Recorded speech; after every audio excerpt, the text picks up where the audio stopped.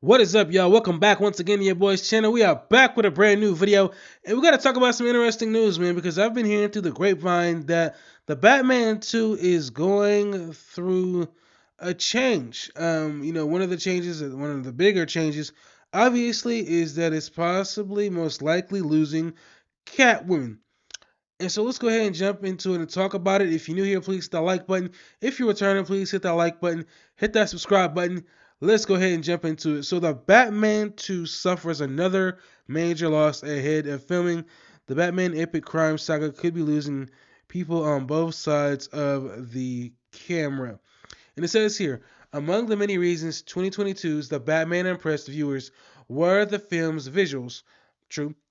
With acclaimed cinematographer Greg Fraser serving as director of photography, The Batman boasted a striking aesthetic that immersed audiences in a grungy, seedy Gotham City that was the perfect setting for a story called The Batman Epic Crime Saga.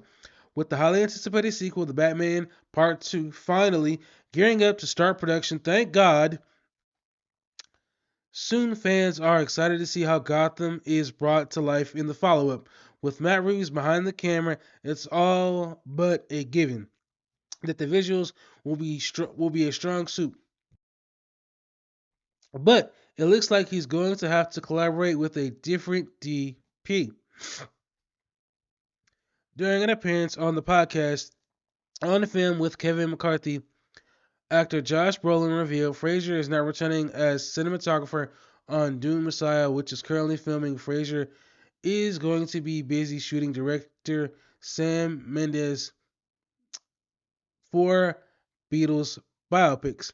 The Batman Part 2 doesn't come up in the product's podcast conversation, but considering the production timelines, it seems unlikely Fraser will be able to fit a return trip to Gotham City in his schedule.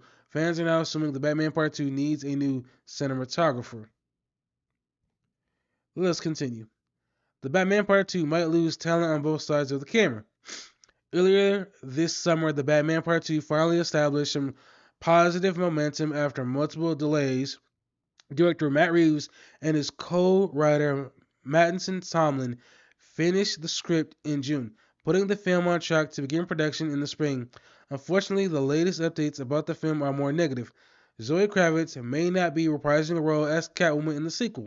During the press junket for the film, Caught Stealing, media members were reportedly told to not ask Kravitz questions about the Batman Part 2 because she's not in it and doesn't know anything. Dang. Kravitz would be a big absence in front of the camera, and the loss of Fraser would leave a massive void behind it. He was the perfect fit for the Batman, working in lockstep with Reeves to visualize a new take on Gotham.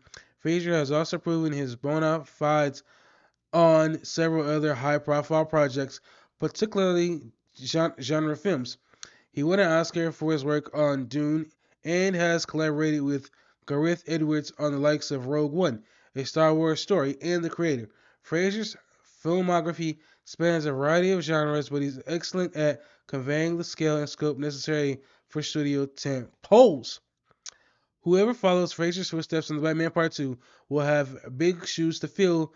There are several other highly talented cinematographers working in Hollywood today, of course, but Fraser is a very gifted talent. It's easy to understand why Mendes wants him on board for the entirety of the ambitious Beatles project, ensuring a sense of visual consistency across the four films. It will be interesting to see who Reeves turns to for the next Batman. One possibility is Michael Saracen, who worked with Reeves on his two Planet of the Apes films. The last time Saracen was the director of photography on something was in 2021, Gunpowder Milkshakes. But he has history with Reeves and experience realizing a post-apocalyptic world. He could have a sharp eye for a crime-ridden, downtrodden Gotham. Scorsese is 83 years old, however, so that could play a role in whether or not he comes to the DC universe.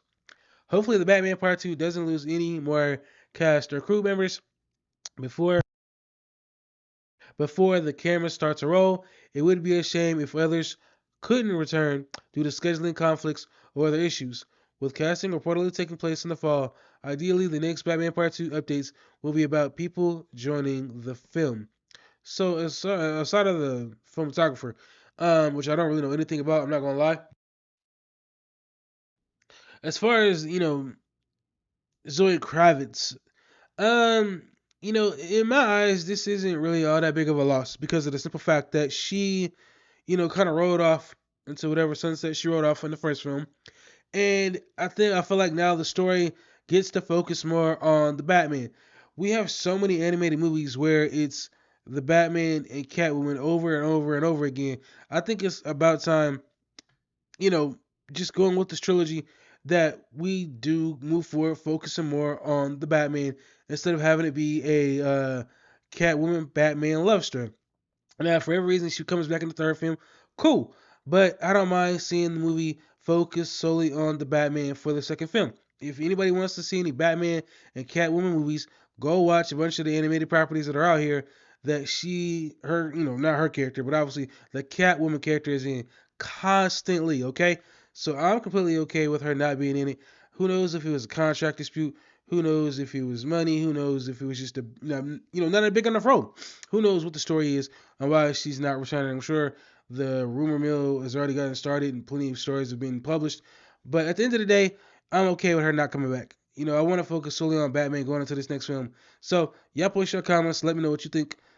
Appreciate every last single one of you for watching. Catch you on my next video. We out, baby. Peace.